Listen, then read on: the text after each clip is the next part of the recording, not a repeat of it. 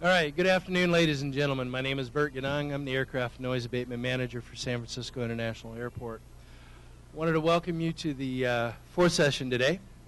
It's been titled the Noise Symposium. Sponsors of this session are Avports and Armstrong Consultants. Wanted to thank them for that. Appreciate that as we go into this. Also like to welcome your speakers for this afternoon. We have Rhea Gundry with Harris Miller & Hanson. Fantastic young lady with a fair amount of experience. Part 150 studies, large-scale Metroplex. Anything else you want to add? No. All right. She's been involved with the Greener Skies over Seattle, just to give you some accolades. Also, North Texas Metroplex, so she does have Metroplex experience and can talk about that and quite a few other things, such as the noise exposure map updates from Newark, Liberty, New Jersey, Fresno, Yosemite, and Centennial in Colorado. So with that, we'll also introduce your other speaker, and we'll move back into Rhea. So you met him earlier, Elliott Black, Director of Office and Planning, APPU #1. So it's always good to have #1 after your name, I guess. He's been very active in planning, if you haven't already figured that out, and I'll let him bolster his accolades, but he has done airport planning, budget, financial feasibility studies, community relations, you name it. The man is considerably a jack of all trades. I was really flattered when he was excited to be on our panel this afternoon. You probably have already read in the program that we're going to do a little bit of an introduction to aircraft noise, which might be why we lost some of the folks earlier, which I understand, but nothing against Rhea. The second part is something has changed, and we'll get into that, and we'll have some interesting parts on that. And then the fun part, which is what Elliott really wanted to do, which is something noise outside the 65 decibel noise contour. And so that's going to be an interesting one for us. And then I'm going to let you know a little bit about Metroplex being a trial by fire. So without that, further ado, we'll move into Rhea.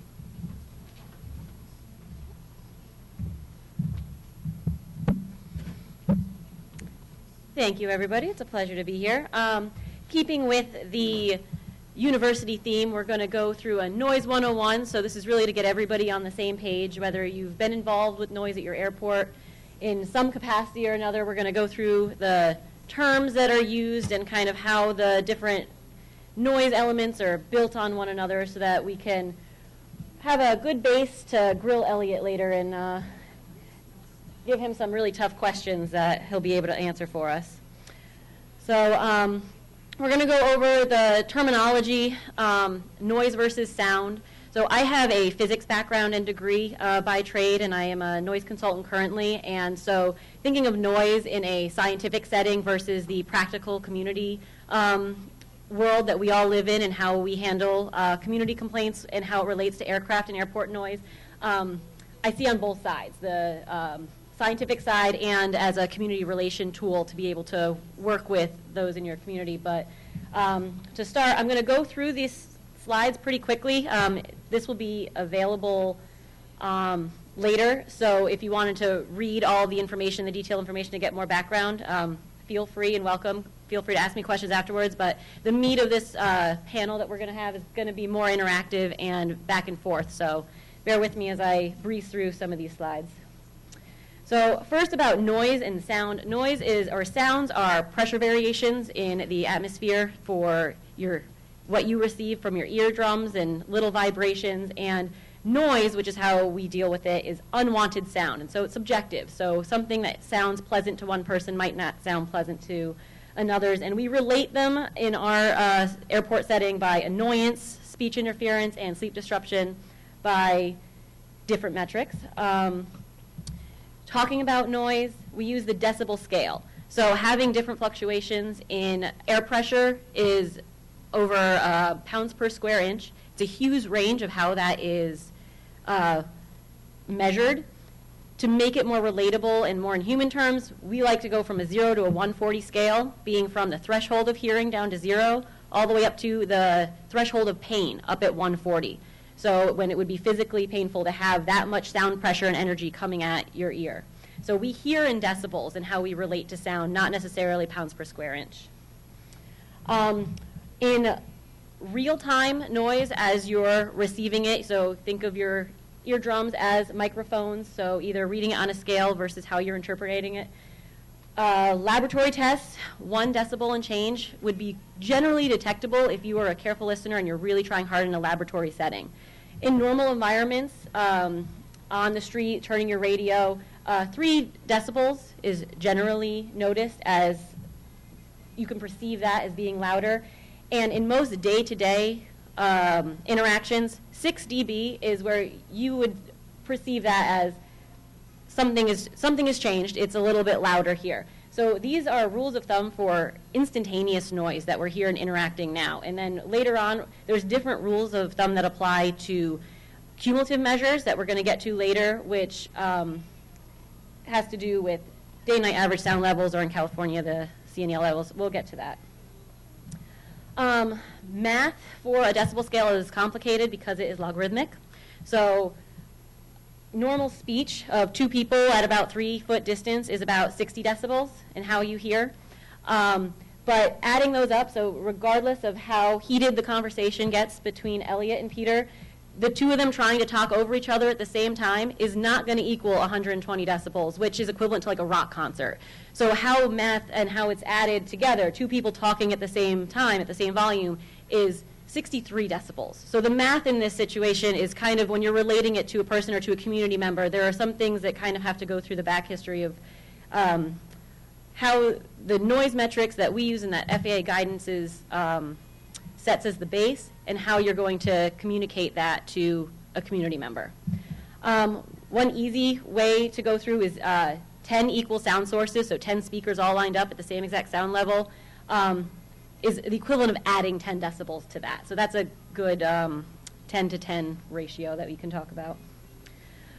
There's factors that to consider when you're talking about noise. You have sound quality, so what the source of the noise is coming. If somebody is very agitated by an aircraft noise, by traffic nearby, it could read on a monitor the same level as, say, a babbling brook or a fountain, and they would have a very different physical reaction to that, and one would be perceived as louder than the other just because one is perceived as more annoying or a nuisance to them. So that's, again, the difference between sound and noise. The duration matters. So if you have a truck passing by very quick, it'll be low, it'll come up to a peak, and then it'll dissipate as it goes away. The same maximum level that that truck reaches could be the same as when the train is passing by, but a train could have 40 cars in it and it's going for longer. If I was to ask you afterwards which one was louder, you would say the train, either if a maximum level between the two equaled the same. So how you describe noise in those, there's an instantaneous maximum volume, which is an easy way to describe noise, but the noisiness of something takes into account the duration of it. Time of day matters. So an aircraft flying over a community during the day versus at nighttime, if you were asked which is louder, due to other environmental factors such as the background ambient noise being generally lower at night, people are more sensitive to nighttime aircraft noise. The same exact event happening, people might perceive it as being louder at the nighttime. A-weighted sound levels. So this is another scientific term that we use, and the reasoning for using a weighted sound level, which is what federal regulations are based off of in most of these airport noise situations, are to adjust how we as humans hear. So there is a certain threshold of frequencies and a range of frequencies for sounds and different noise energy levels. We perceive energy levels at this top of this curve as our ears are most sensitive and in tune to hearing that. Dogs hear at a higher frequency, so dog whistles when you blow it, humans can't hear it. That's why dogs will hear that and come to elephants here in low frequencies. So we have a weighted decibel scale that is associated with humans and how we hear, so we're talking about the human interaction with these. Maximum sound levels for an event are usually the easiest to say. If somebody said an airplane flew by my house and it registered 85 decibels, that's kind of the most easy way to describe it. However, the entire event of that aircraft approaching you, it starts low, it goes up to its max level, and then dissipates. So you have this total sound energy under this curve, the gray area, that you need to account for when you are calculating noise and want to discuss the noisiness of a level. And to normalize that, since all durations, so jets fly by faster than propeller planes, or a helicopter can be hovering, to normalize these, so to make clear comparisons between the two, we will shrink that sound energy into a 1 second band. And so there's a little graph here that like two different events, two different flyovers, even though one may have a higher L max value, the maximum reading, due to the duration of the one that's lower, can be considered louder, has more noise energy associated with it. And all of these build on to coming up with the granddaddy of them all, the day-night average sound level, or DNL, and in California it's the CNEL. One key thing to note that I believe is one of the most difficult things when dealing with community members is that we as humans don't hear in day-night average sound levels. It's a calculated metric that's averaged over a 24-hour period.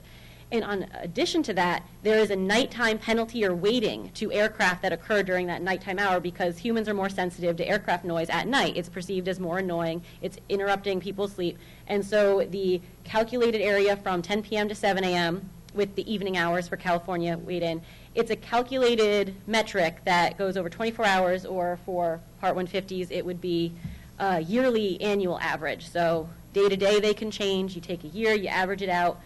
When somebody describes a 65 day-night average sound level but says, but an aircraft flew over my house and it was at 85 decibels, they're talking about an L max versus a cumulative exposure. And so those are two different things. And they might think, I'm inside of this contour that I'll talk to later that seems to be the threshold, even though you have to kind of explain and get your community involved in these noise values and metrics to be able to have a good discussion with them on that. So interpreting changes in DNL, so it's different from instantaneous rules of how you can turning a speaker on in a laboratory setting, knowing when you would perceive a difference.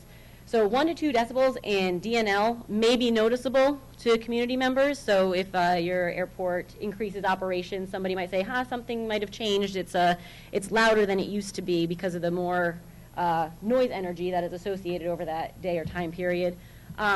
2 to 5 decibels in DNL is generally noticeable, and over a 5 dB change, there's going to be a community action, most likely for areas with inside the 65 based on past experiences of what we've found. So the DNL-CNEL contour, there's an example of it there. It's a line around an airport that expresses the noise exposure. FAA guidelines consider land uses outside of that area to be compatible.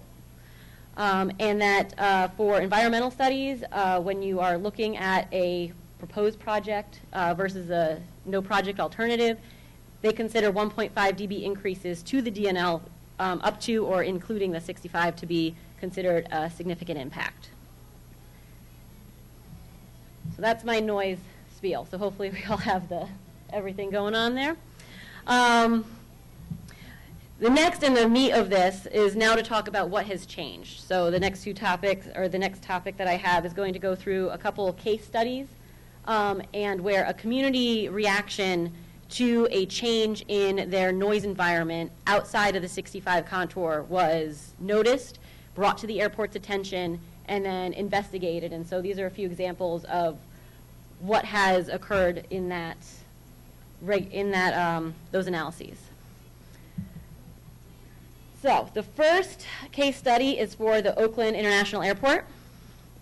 There was new noise complaints and complainants from a community well outside of the 65, so they were not necessarily in constant communication with the airport and its everyday happenings. The Oakland Airport has a long-established noise forum where local communities to the airport come, meet, know what's going on at the airport, have been involved and in communication with the airport for a time. This community is in the Oakland Hills and outside of that, I guess, influence area, or even though they would be and are now invited and included on that noise table or noise roundtable, previously they had no reason to be there because aircraft noise wasn't an issue to them. There also had to be there was a distinct start date for when these noise changes or noise complaints and new complaints occurred. And so that led the airport to believe something has changed. People don't just start calling up out of the blue. And it was most likely due to the introduction of the Metroplex, the NorCal Metroplex that occurred in the area. It was a known change. They knew it was going to happen. There was environmental studies and public meetings on the topic. But this was a known change that was going to happen, and the next slide is going to show before and after airspace changes to the Metroplex. So on the left, you have radar tracks. This is a heat map that we use pretty frequently in our analysis. And so you have the warmer colors or higher densities of traffic. So for the metro area, I have San Francisco and Oakland. This is not the entire NorCal Metroplex area, but it is just those two airports. We have then after the implementation of Metroplex, the defined clear paths that were expected and anticipated to occur, and the resulting radar data for the area. The community is represented as a little black dot. It has it's under a little X of two flight paths. One is an arrival into Oakland, and one is a departure from San Francisco. So this community, who had dispersed traffic around its neighborhood, now all of a sudden had these two very distinct lines in overflight traffic that came from two separate airports. So the different procedures that we looked at were changing from a radar prior to the Metroplex to a Windsor. So this was going back to historical data and trying to see what had changed and to address these communities' concerns. And then for San Francisco, you had the Shore and the Truckin. So these are the procedure names and how they were evaluated, so they're going to be carried through. So here again, we had this are just flight tracks from the north coming on the Raider, then eventually the Windsor, the updated procedure, coming into the Oakland airport. We have the community dot, which we centered on a gate for a gate analysis to see what the dispersion and the altitude changes. We wanted to know, are these aircraft flying lower? Are they, where are they in relation to this line on the ground?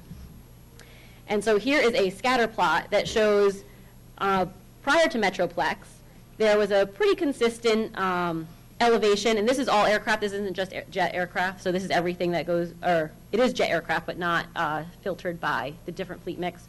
But you have a pretty consistent centroid, so the red dot represents the mathematical centroid of where all of those flights are. It spanned before a 3-mile distance from left to right, and then after Metroplex, you now have about a half-mile that all of that traffic has been condensed into. The altitude, however, again, there are some above and below, so individual flights might either be higher or lower depending on but the mathematical center for that is actually higher post-Metroplex by a couple hundred feet, so not much, but it's slightly higher. Here are the flight tracks from San Francisco. These split into two procedures, so they have this distinct fork that went through. And then the dispersion. So there was a lot of traffic over their area, but now you can kind of see on the right-hand side after Metroplex, there's these, even though there's still a lot of planes in the area, there's still a concentration of them. So these are just some observations that I already talked about. Went from 3 nautical miles to a half nautical mile distance on the Oakland procedures. They moved about a half mile. The center of that of the flight tracks moved about a half mile and a quarter mile, which put them right over this one community. So we also looked at noise evaluations in terms of this. So we did a calculation for the we didn't have noise monitors out there, so that's another thing. The airport has noise monitors in the surrounding area. They're not this far out. Also, when we used the integrated noise model for these calculations, we took a full year, pre and post Metroplex, and ran them through the noise model. Their community is outside of the 50 contour. It is not a large, I guess what would be considered a noisy area in terms of aircraft noise as traditionally thought of by airports. The CNEL increased at the different point analysis that we did from 0.1 to 0.7. That's also pretty low, but there was a huge community outcry due to this change in the Metroplex. So they're noticeably increased in CNEL, but I don't know if prior to doing this, that would have been, from doing a strictly noise analysis, that would have been predicted. There are other factors such as the frequency that aircraft go over and seeing them now over your house at all times of day as opposed to every once in a while. That's what's really causing this community to reach out, and work with the airport to get access to the FAA to see what can be done. Case study number 2 is for Los Angeles International Airport. They have not yet implemented their Metroplex. Right? Coming up. It's coming up soon. So there was also a response to community complaints, which triggered airport action on in these situations. There was increased concerns, not necessarily at a single start and time, but around a similar time frame. And the community was saying that something had changed. And so the airport had looked into it. They had asked the FAA if there were any changes. There were no new or edited flight procedures, which could sometimes trigger a slight shift in the noise environment around them. So after a few rounds, we did an analysis on the concerned area. And what we found, so it's particularly a north downwind arrivals, so from the north coming in. It's kind of hard to see here. They look pretty similar, but on this one circle area, there is a concentrating of flight tracks between a few fixes on their downwind approach to final in the LA area. And the community north of the airport cued in on this and started complaining and started reaching out to the airport, and they wanted to know why, what has changed, what's the reason for this, why weren't we consulted, what's going to go, what are the next steps, or what can we do to alleviate this. So there were 6 years of radar data so the airport was not exactly sure when this change had occurred, but they do know there was an increasing concern from the citizens. So we looked at 6 years of radar data to try and determine when this change and shift had happened.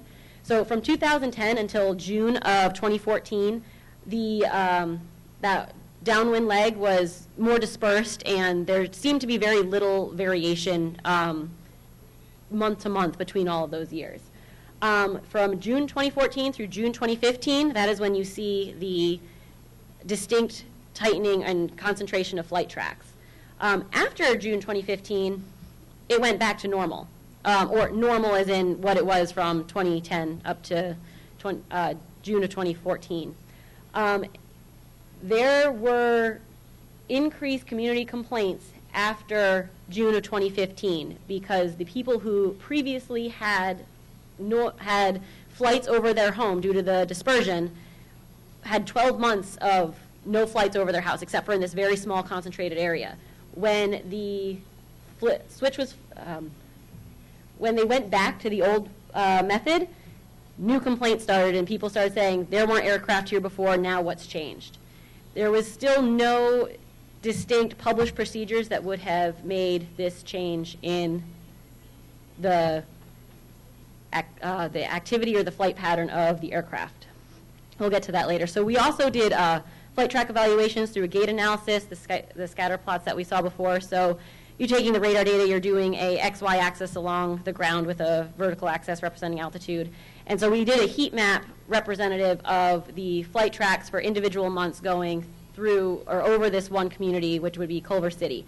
And so you had prior to this change versus after. So you have a condensing of flight tracks. This is not due to Metroplex. So the differences here were concentrating of tracks. What we found through talking with, it took a while, and who to talk to who to figure out what was happening.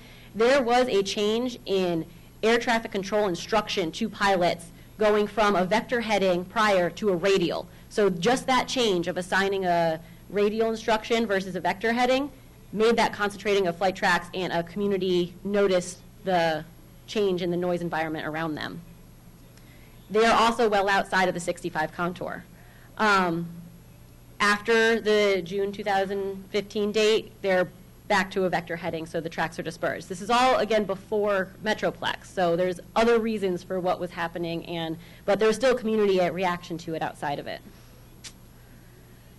We didn't do the same noise evaluations for LA that we did for Oakland, but we did look at individual SELs, so the single events, so the noise energy by them. The only changes that were shown over the 6-year period were due to regular changes in fleet, so retiring of older aircraft or the more jets that were coming over the community versus there. So there was no perceivable change in the aircraft noise levels on a whole due to modeling, looking at the DNL, CNEL, or SEL modeling that could have predicted this. But there was a community outcry. The airport looked to investigate it, worked with their roundtable, worked with the FAA, worked with us, the consultant, to try to figure out what happened and what changed.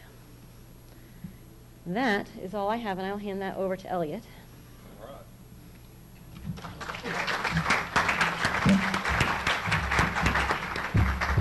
First and foremost, I have to say that was actually quite possibly the best 101 I've ever heard on airport and aircraft noise.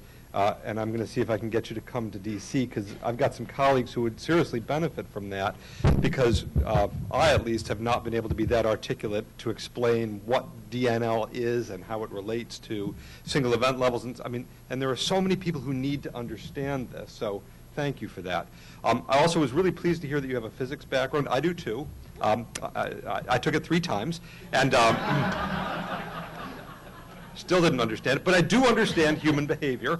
And you were very articulate about the fact that there's the science, and the science does a great job helping you articulate what's happening physically, but what's happening in people's minds, what they're experiencing, their emotional reactions.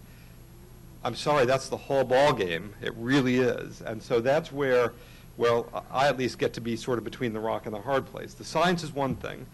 And the reason I jumped at the opportunity to be here to talk about noise outside the 65 is, A, I saw it on the agenda, and B, I thought, well, okay, if anybody's going to talk about it, I want to be there for part of it, because it's a very big deal. It's a hot-button issue, particularly because people don't think about, gosh, I think I am inside the 65, or I think I'm outside. The human ear can't draw that. Well, maybe a music critic from La Scala could, but nobody else can. And there are fine gradations, right? And so people draw conclusions based on what they see, what they're experiencing. They also draw conclusions based on how they see other people reacting. And so all of that feeds into it, and that's part of why I wanted to be here for this, so I appreciate that. Now, I didn't get type rated on this before I got up here. I just push this right button. And what am I pointing this at? I'm pointing it at you? Okay, cool. So the first thing, is Peter here? Is Peter Kirsch here? He ditched us. I can't believe he ditched us. Okay, well, I want to talk to you about Peter for a few minutes then. That's not fair. No, because Peter made some points during our earlier session about the FAA and how the FAA is organized, that we're highly siloed. Well, that is sort of true. We have a lot of different functions, maybe far more than most people in this room realize. And we have different cultures, and we have different organizational missions and mandates. But I want to talk to you a little bit about that, because I want to dispel any notion that there is any lack of commitment from any part of the FAA to deal with noise issues. So I want to talk about that. My real core point that I want to talk to you about is the fact that there are a lot of different ways to deal with aviation noise, and they involve a lot of different people. That includes, pardon me, engaging stakeholders in different ways. And I want to talk about a few myths and misconceptions that are out there, probably none of which you hold, but many of your other stakeholders may. And I think it's helpful if we start to adopt some common vocabulary to try to dispel some of those myths and misconceptions. All right, well, now the person I was supposed to point at is gone. You moved. Okay, well, am I pointing it at you or at the machine? Okay, cool. So this is one of 13,612 different org charts that I found for the FAA. It was the prettiest and the simplest, so I grabbed this one. What this shows, and you'll hear this term line of business. We have 5 lines of business, and then we've got a slew of staff offices. From my perspective, that's a distinction that isn't really helpful.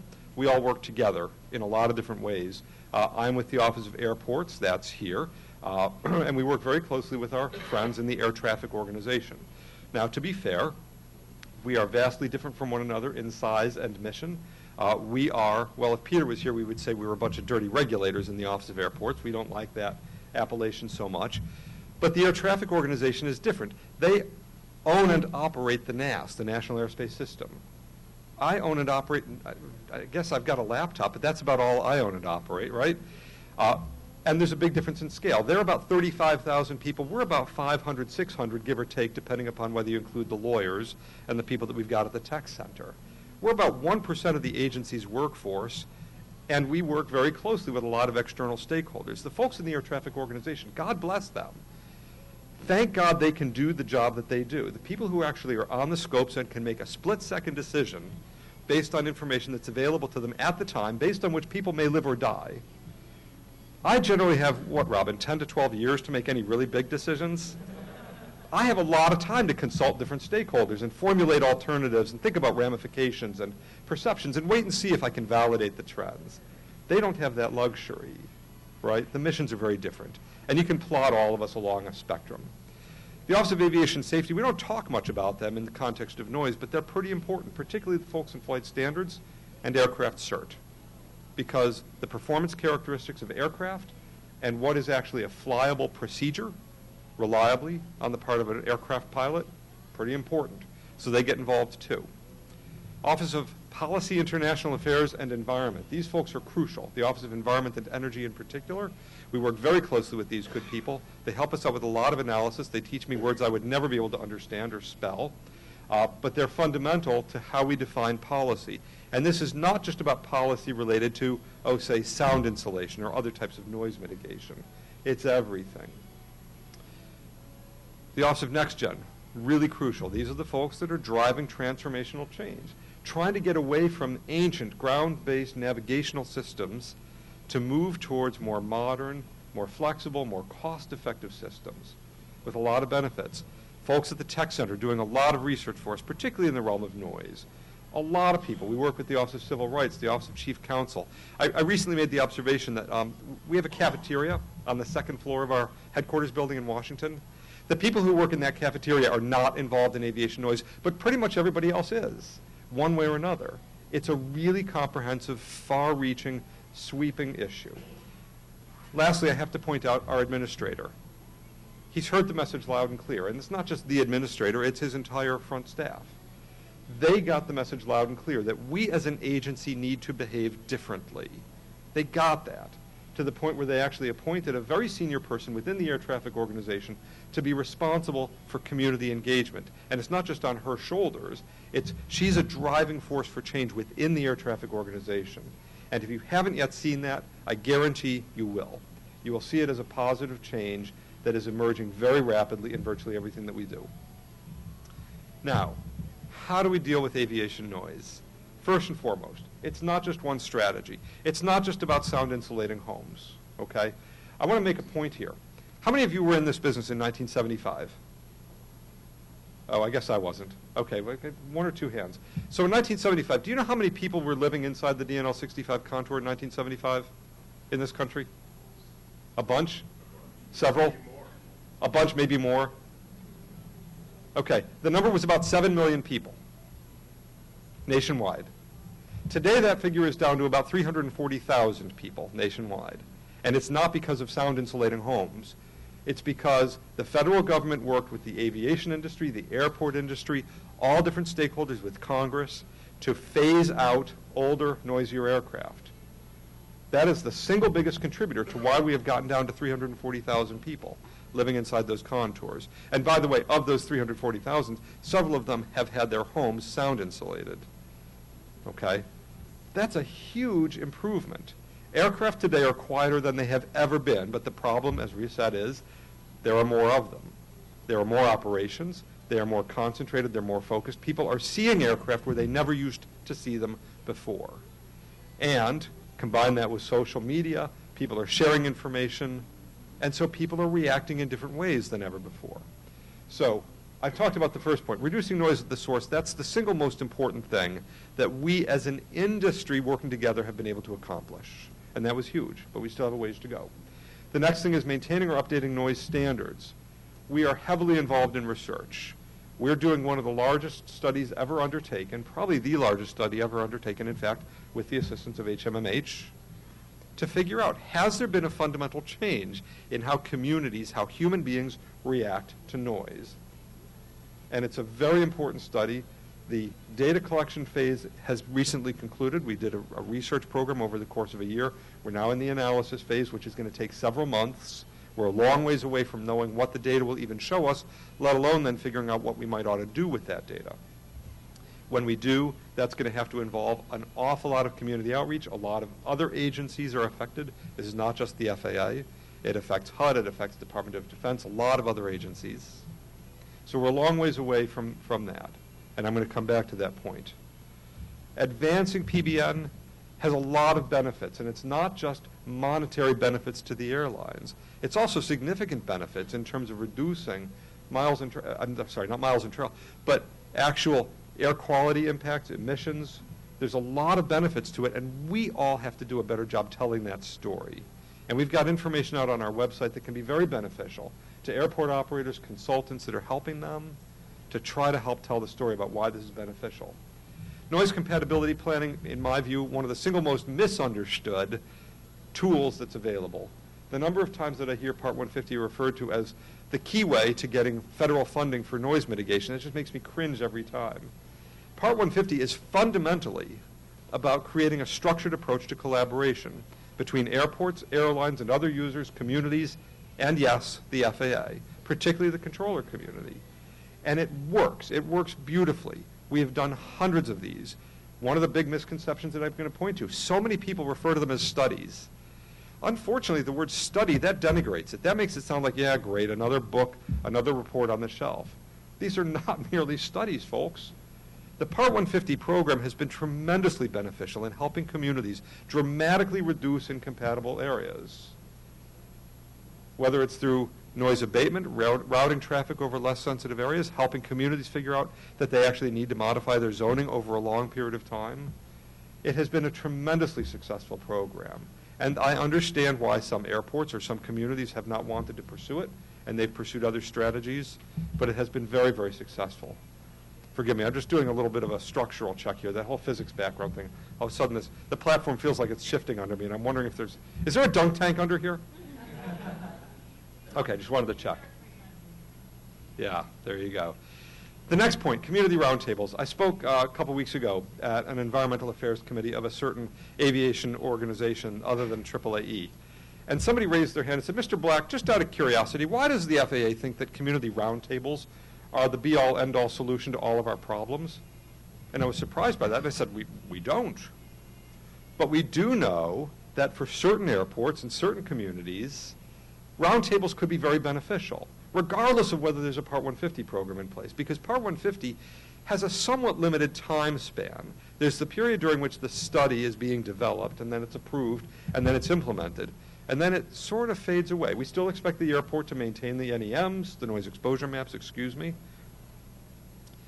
But in the interim, there can be great benefit to having communities talking to one another and listening to one another, because so often what we hear is that one community that managed to have the resources to hire a really well-paid attorney got to the airport and convinced the airport that the airport ought to petition the FAA to make a change without consideration of what the effect would be on all the other communities. The benefit of a roundtable is it can be something that is enduring, regardless of whether a 150 is underway.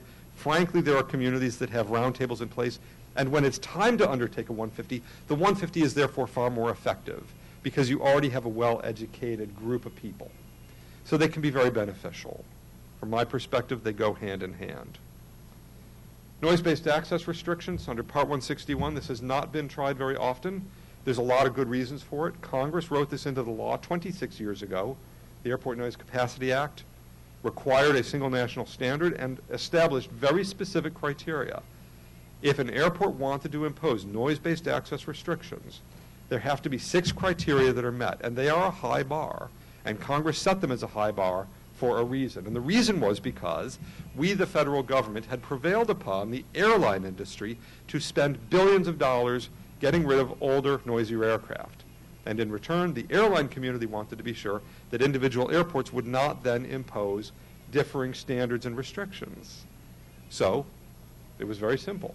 It said, look, the law said, if you as an airport operator want to impose a restriction, and you can get all the airlines to agree, great. If not, then you got to get the FAA to agree, and the FAA has to meet all 6 of these criteria. Okay? Then we get to noise mitigation. Oh, good, Mr. Kirsch is back. We talked about you earlier. It's all true, and it was all good. There are alternative facts, he says. Just because you don't have a microphone doesn't mean I don't. At any rate, noise mitigation. So often, people believe that the solution to noise is to sound insulate everything. Sound insulate the houses, sound insulate the schools, the houses of worship, the healthcare facilities. And people get frustrated when we say, well, look, we can't provide federal funding for sound insulation outside the DNL 65. And even worse, even if you're inside the DNL 65, your interior noise levels have to be above 45 decibels. The reasons for that are simple. Again, we were tasked by Congress with coming up with single national standards, and so we did. But for the person who lives in this house that's inside the 65 and this house that isn't, there starts to get real frustration. People get very frustrated by that. So these are the basic strategies that we always want to make sure that people are aware of. You have the whole tool set available. I'm going to render that information just in a slightly different format here. Uh-oh, what did I do? Okay, that's good. We're close. That's not so good. That's great. Okay, thank you all for coming. Peter, did you bring in a jamming device? All right. So what you see here, and this is probably really hard to see, but we're making these available electronically, yes? These files will be made available electronically to participants? All right, so it'll make sense once you see it. What this does is it simply lists those same 7 strategies down the left-hand side. And then we simply outline what the benefits are of each of these. And there are benefits to each of them. Otherwise, we wouldn't do them.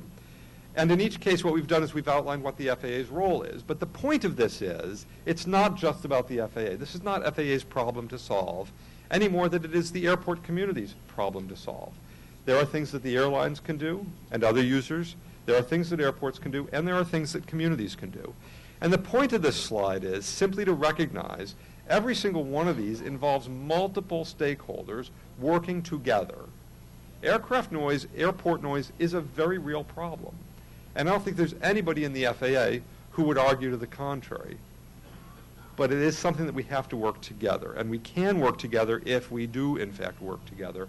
That includes sharing information, speaking candidly, raising questions, because, again, this is not just hard science. A lot of this is about human reactions. I'll tell you a true story. The FAA's Great Lakes Regional Office, how many people here have been to the Great Lakes office? I know some of my colleagues have. You guys probably remember.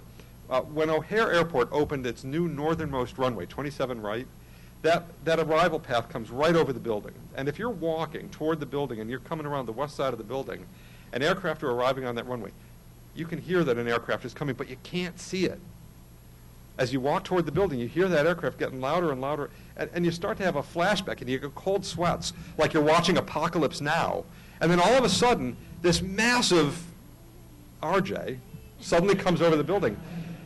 But it still scares the heck out of you. Even though, well, I mean, I can only speak for myself. Even though I've been in this industry for 30 years, I know there's no danger. I know nothing's going to fall out of the sky. But my reaction, despite knowing what it was still really very real. I mean, it's actually, my palms are sweaty even just talking about it. And it's illustrative of the fact that no matter how good we think the science is, human reactions are still very real. Human perceptions are still very real. So I've already touched on a couple of these, but I'm just going to hit them real fast again. The notion that Part 150 just creates studies, please, if you can help dissuade that view, It would really help all of us, because Part 150 can result in very real, tangible benefits for communities, for airports, frankly, for users, for everybody. That it's just a way to get federal funding for sound insulation. Again, it is a crucial step if you're looking for AIP funding for sound insulation or property acquisition. This is the big one. Noise mitigation outside the DNL 65 contour is never possible. It's not true. We've been very clear about this. First and foremost, we do have certain things that we can do in the realm of a noise mitigation program, whether it's block rounding or neighborhood equity. Moreover, it has been our policy for years, many years, that a community can adopt a lower local standard if they choose to, and if the airport agrees. All right? Now, that doesn't magically mean AIP money starts flowing for noise mitigation. It is a much lower priority. Unquestionably, we have to sound insulate and address the most severely impacted properties first. Here's the kicker. If you're going to declare a lower local standard, then you've got to take that into consideration from a zoning perspective. This is not just about free federal money, folks.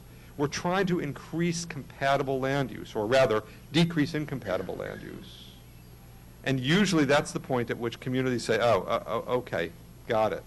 Because that has tax ramifications. Now, from our perspective, the best possible world, of course, is to convert noise-sensitive areas, residential and otherwise, to non-noise sensitive uses, commercial, industrial. That's easier said than done. We get that. But that needs to be the long-term goal. It can't just be a very cynical, yeah, check the box so that we can get money flowing. Now, this is the part where Mr. Kirsch and I have a slight disagreement. We're not going to get into it today, but we will be getting into it over the next several months, I'm quite sure. It has been FAA's longstanding interpretation of the law that airport revenue cannot be used for noise mitigation that does not meet the federal standards. And I'm watching his face very carefully. He's taking notes. This is great. You're not streaming this live to the web, are you? There you go. Recorded on a server in his office, actually. Yes, exactly. At any rate, this is our longstanding interpretation of Chapter 475 of our statute. Mr. Kirsch has raised it as a question as to whether we are interpreting it correctly. But I will point out there have been some very specific cases where we have allowed airport revenue to be used for noise mitigation that doesn't otherwise meet the standards, and that is usually in the context of a court-ordered settlement agreement or an EIS. And the circumstances are very specific and very limited. And lastly, again, roundtables, that they're just a way to pacify communities. No, not at all. Roundtables are crucial so that everybody starts to better understand the crucial role that aviation plays in the community, in the local and regional economy. And I could probably have gone on and come up with 50 or 60 other things that caused me to go into palpitations. But if we could just, as an industry, address these kinds of misconceptions out there, I think that we could work together in a much more effective manner. So with that, I think that's the part where I stop talking and we get on to the next part of this. Thank you all.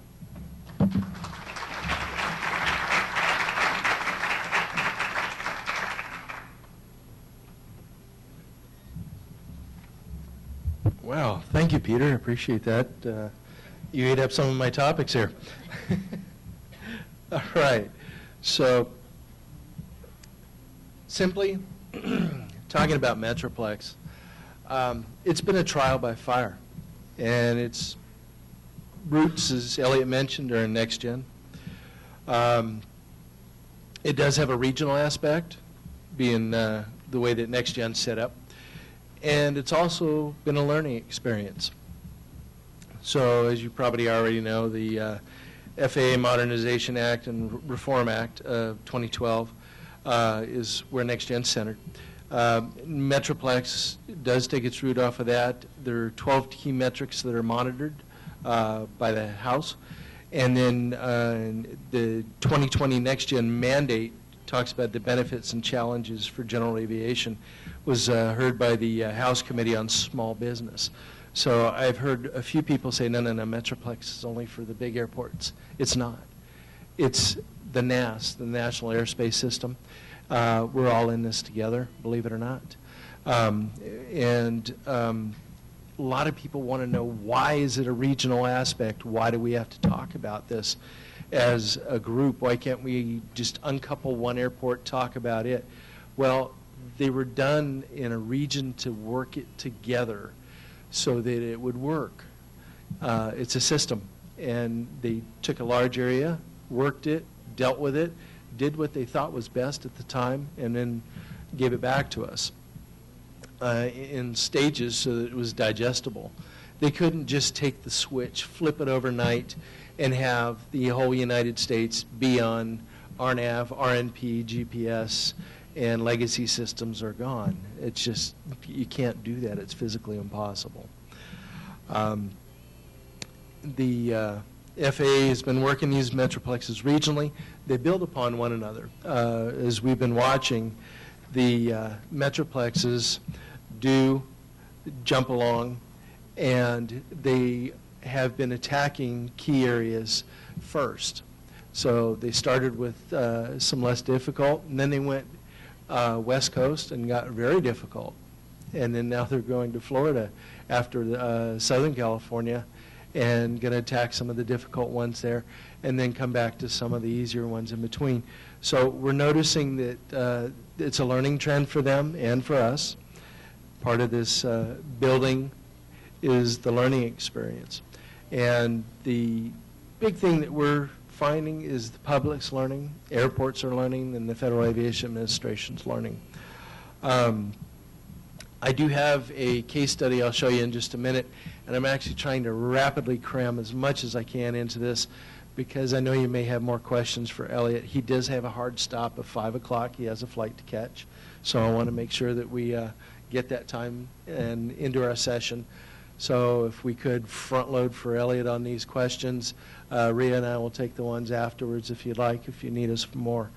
But the learning experience for the public that we've noticed is something that took a little bit of time, and I'm speaking from a San Francisco experience, and I'll project out to the Southern California experience as we go with the Metroplex. But with the Northern California experience, we saw 4 workshops in different areas of the Bay. We had, in Sacramento, we had information metered out, and it was dealt with in the documents that were given to us originally that didn't have all waypoints, all charts, all procedures, everything. The generalities of the procedures and the charts were there, but not the full information. And that led to some issues with our community and some of the airports that I work with, as we couldn't tell everybody exactly what was going to happen out of this. We knew the generalities. And so as we went to these meetings, we said, well, gosh, if you do the procedure like it was set up in the study team, it should be okay. And the design team report came out, and we saw that, and it was a small image, and it looked pretty much like the other one. And we said, okay, that should be fine. It should work well for everybody. Well, lo and behold, it was different. We ended up having some changes. And like I said, we'll get into that in a minute. But as these changes were viewed, it really lit a fuse for us. The public came unglued immediately. We had a relative of one of our staff send him a text within about 6 hours of the new procedure being in effect. Said, something's changed. And that's not uncommon for us to hear in noise abatement. We get that daily. Something's changed, something's different, something's new. I haven't ever heard this before. And I can tell you, we'll pull flight tracks, we'll look at it, we'll go through the system top to bottom. And as Rhea mentioned earlier, in LA, they had to look at 6 years of flight tracks to see an issue. We'll take not quite such a deep one when we go at it, but we'll take a look at it, we'll see what's going on, and I speak for not just for SFO, but for the colleagues in the airports in the Bay Area that do the same thing. We then communicate back to the public. Well, 6 years ago, there were 20 flights over your home during the day, and today there's 18, so it's roughly the same. We see no visible change. We looked at altitude, we looked at type of aircraft, we look at this, look at that, and occasionally we'll see something different. One of the bigger ones for us was the phase out of turboprop aircraft into SFO. We were getting more regional jets. Okay, so that's more jet traffic. a bit of a concentration. The areas that saw the turboprop aircraft that were separated out at lower altitude because they're slower didn't experience that anymore. They were quite happy. They're not anymore. They get surf air instead of that, but that's a different story. So the airports have learned by working with the FAA. And we use both our TRACON, we use the regional office, excuse me, and we use Washington, D.C. All these efforts have been beneficial to everybody. And I say this because the FAA has asked us, what could we have done better? And we made mention of these things. Of course, we expected some of it to go in one ear, out the other. But believe it or not, they've listened. They've been applying a lot, if not most of, and then some, of what we asked for in our area to the Southern California Metroplex. So the procedures were released. Waypoints were released with latitude, longitude. Webinars were set up for the public. More public sessions have been set up. So this has been a radical jump forward to what we saw a few years ago when we were going through. We're happy to see it. We're also sorry it went the way it did with us.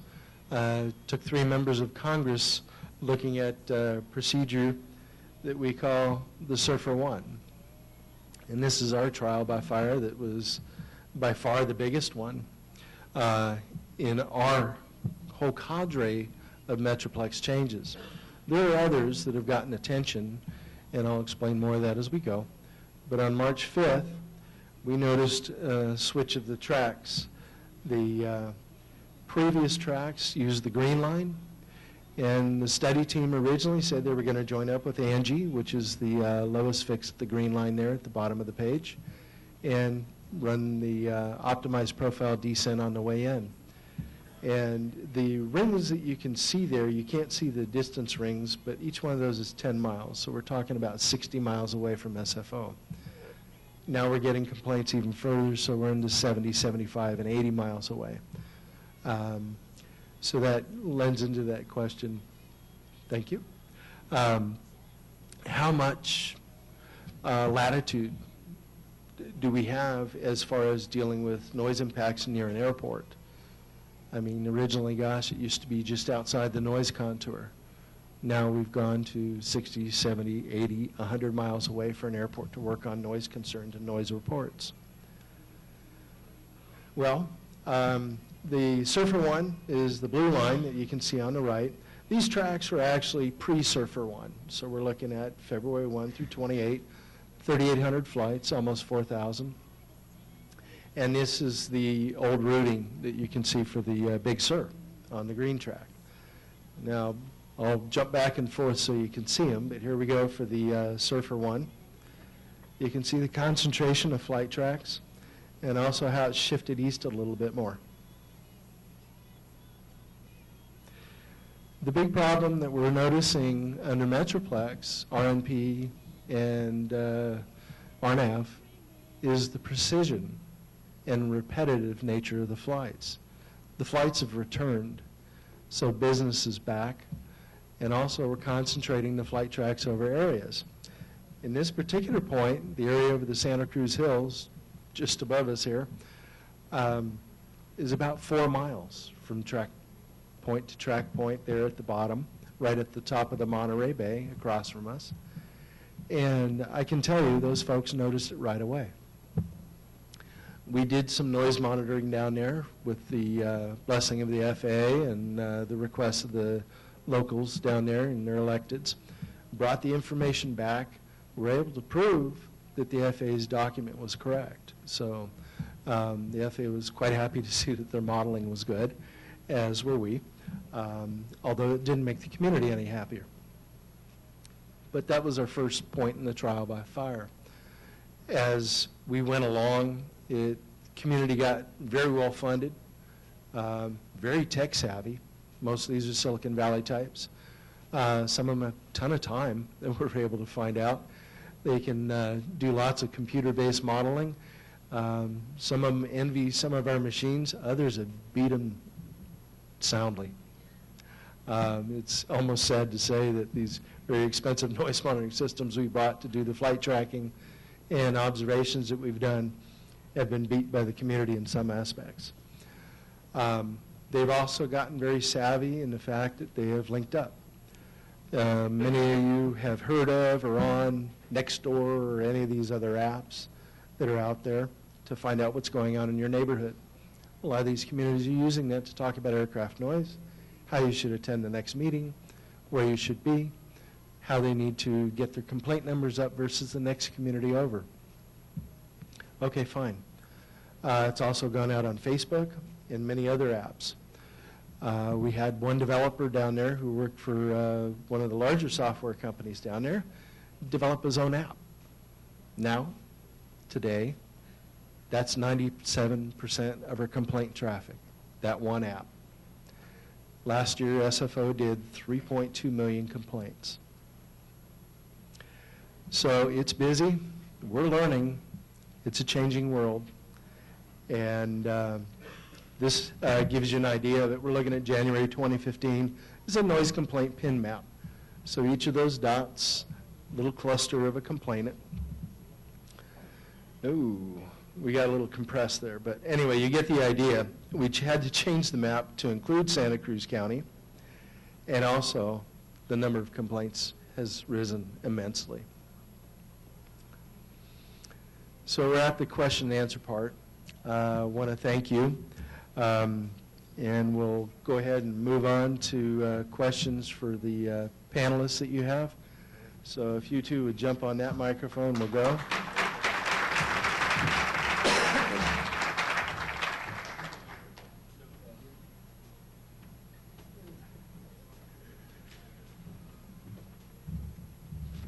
Is there any burning, oh, we have a few burning complaints out here. Oh, before we get too far into questions, those of you who may not have been here earlier, Elliott does have a restriction. He cannot talk about current litigation. So I do apologize for that, but we appreciate his being here and don't want him running away now. So. I actually have a question. That's not a question, it's a comment. You mentioned that you referred to yourself as dirty regulator. And throughout my entire over 25-year career, I don't think I've ever met an FAA regulator that was actually dirty or smelly or anything like that. Generally speaking, they're always quite clean and courteous, thrifty, brave, trustworthy, et cetera, et cetera. So for those that missed the first part of what he said he loves everybody that he's ever worked with at the FAA, and he wishes there were more of us. Did I summarize that right? For Rhea, excuse me, help a poor dumb farm boy understand that DNL, which was an excellent, illustration of how you get that. Is that the peak? So these individual hours, is that the peak? I realize it's much more complicated, but like you take the peak sound event at each hour and then compress that into the average. It's not a peak, it's the average under the curve. Hourly, so it's an hourly average so that's then. It's like if you have a giant bucket and every single time an aircraft comes, it has a certain amount of noise energy. Yeah. And you put that aircraft noise energy into a bucket, and then you calculate it over a 24-hour period, nighttime. Instead of one aircraft noise energy, put the equivalent of 10 one aircraft is equal to 10 in that instance. Yeah, so I just wanted to understand that it was a cumulative, that's then averaged. It's not, well, it is average, but it's a cumulative, so it takes into account the negative or quiet times as well. So it's not just taking the peaks because it is, it's an integral under the curve, so it takes the entire, yeah, okay, go ahead. Sorry, I don't want to get too much into that. Take out a sheet of paper and number 1 through 5.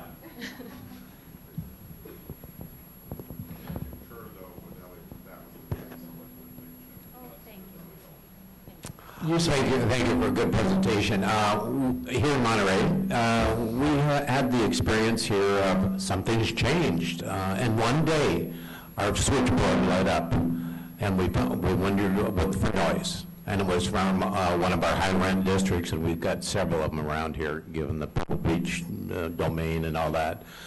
And what we found was that FAA the guys that do the charts and all that sort of stuff, had changed the approaches, and eliminated our ground-based navigational aid approach and substituted two brand-new GPS approaches, which took them the minimums down real low, right over the country club, right over some $4 million houses, without telling us.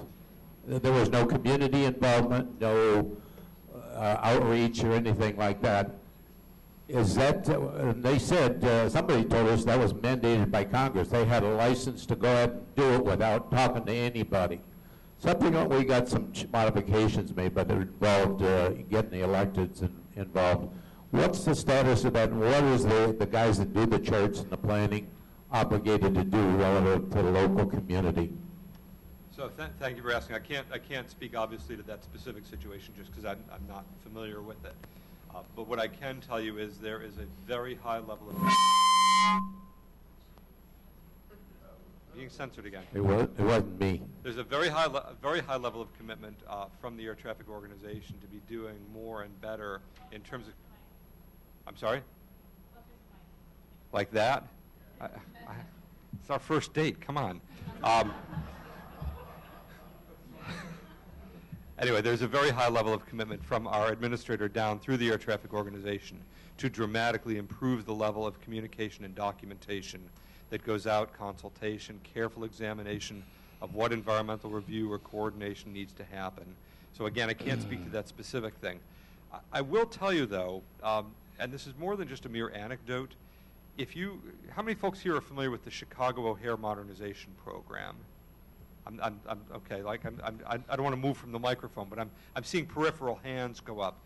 So the OMP was a huge change, a fundamentally reorientation of the entire airfield, and the FAA, working with the City of Chicago, did just the most comprehensive EIS in the history of the world.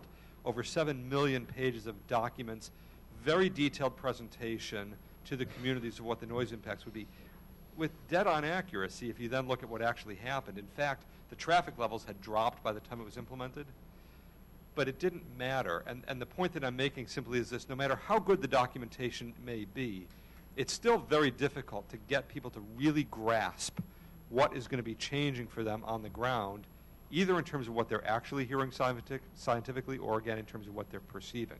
Now, that's not to diminish or dismiss your point.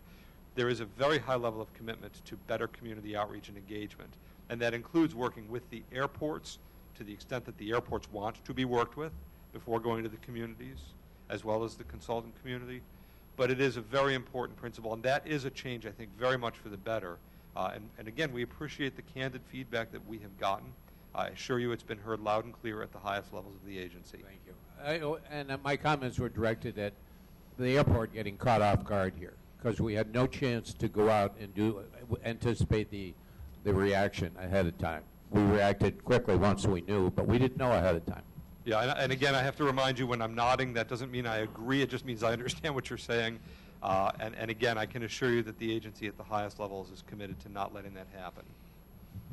I think that's part of the learning. The FAA has learned that they need to do this. We're experiencing that with some of the issues we're talking with them about.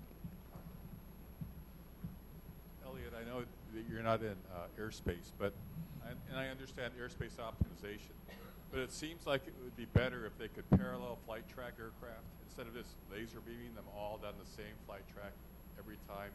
The technology would allow that to spread it out over space and not really have that much of a change in the airspace optimization. So for those that couldn't hear that, the point is the technology doesn't necessarily require every aircraft to follow the same track, that they could be done in parallel tracks. We could still do dispersal headings, et cetera. Am I summarizing it fairly? So interestingly enough, I mean, that you're not the first person to make that point. And in some cases, as we have examined, well, okay, what would happen if we did go back to dispersal, particularly dispersed departure headings and the like? Easier to do that with departures than with arrivals, of course, but you can do it to some degree with arrivals. But then we actually experience community outcry in the opposite direction, because there are some communities that are like, cool, let them deal with it. Now, did I mention the concept of roundtables? So I hear you loud and clear. The technology is something that policy decisions still have to be made about. And it's way above my pay grade to figure out what to do with that information. But again, we're hearing that loud and clear. So thank you for mentioning it. It's one of the issues we're looking at right now with the Select Committee on South Bay Arrivals that analyzed the surfer.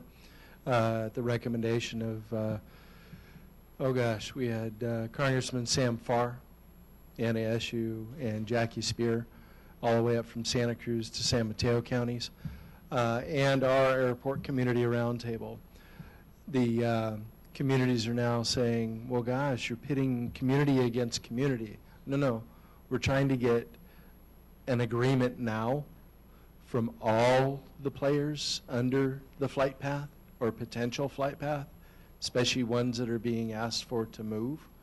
That way we can all come in and say, we're going to do this once and not twice, 3 times, 4 times. Oh, and if I may. Please. You just reminded me, for the gentleman from Monterey, I did also want to mention, you characterized it as, hey, we're suddenly putting aircraft over $4 million homes. So that raises a really important policy consideration, which is, okay, are we supposed to route it over less wealthy communities? That becomes very problematic from a policy perspective, of course. We really are bound to look at safety and efficiency, yes, and if we have the ability to avoid noise impacts or minimize noise impacts, we certainly will. But balancing those considerations and looking at it at socioeconomic factors, that gets really dicey really fast. Just for the record. Okay, Rhea's really anxious to have some questions. She's feeling kind of lonely up here. We got her 5-minute warning. Rosalind?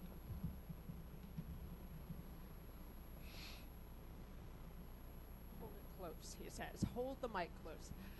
Okay, I've escaped noise twice now, so I don't currently work in noise, but Rhea, you talked about data going back 7 years in this LAWA study, and we have city retention policies 2 to 3 years, and then you can throw stuff out. But I have a city attorney who advises us never to throw out anything noise related, so it's all accumulating in the basement at this point. So as a general guideline for airports, how long should we keep this stuff around? Or can you as a consultant go back further back than we ever can anyway? Well, in the case of LAX, we have been doing noise counters there for years, so we have archived data files that go back that far. If we didn't have any data back to 2010, we probably would have gone back to the latest amount that we had.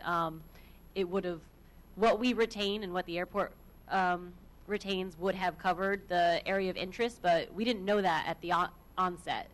So keeping data around is a big policy question for how much server space you're going to need and what you want, resources you want to attribute to that. I don't have a good answer for the amount of time. For when you want to look at historical information, Part 150s that get updated, if you've done them, have pretty detailed information of where flight tracks were in the past, and they're updated every 5 years or so, or when it changed. So you can go back and recreate those methods, but having radar data of all flights that have come into your airport for 6 years plus is a big is a huge equipment milestone.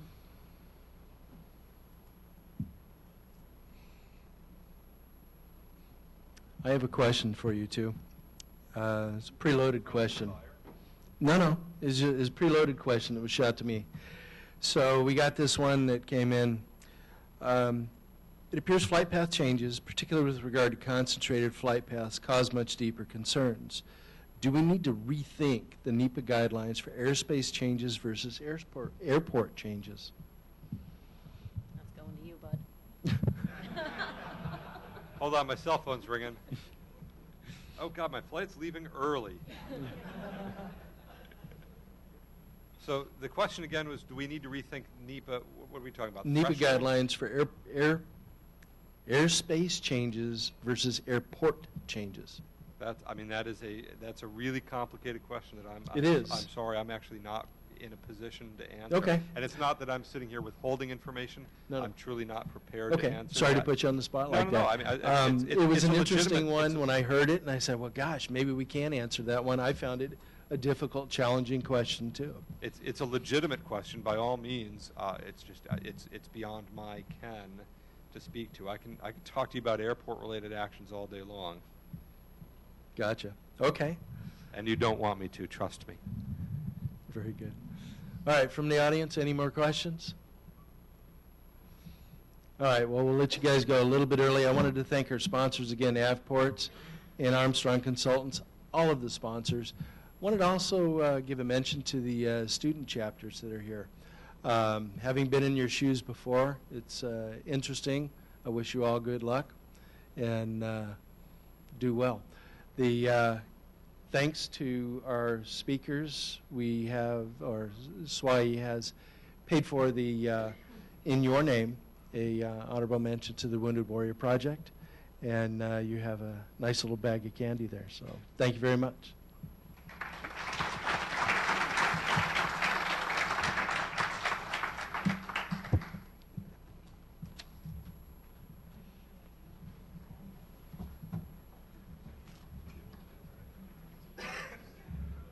All right, if I could just have you 1 minute. Tonight's event, we'll be meeting just outside the door at registration at 6 o'clock. Tomorrow's session back here, we're giving you a little break. It starts at 8:15, breakfast at 7. So thank you, everybody. See you tonight.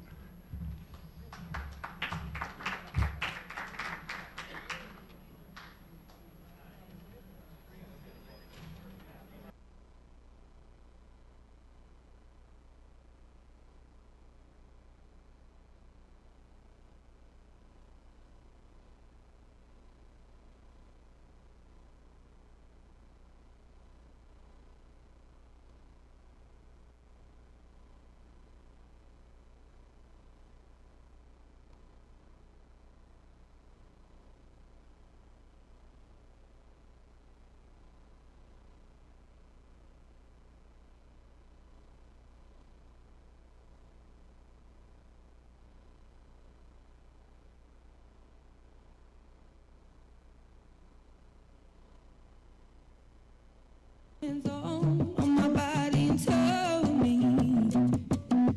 you told me you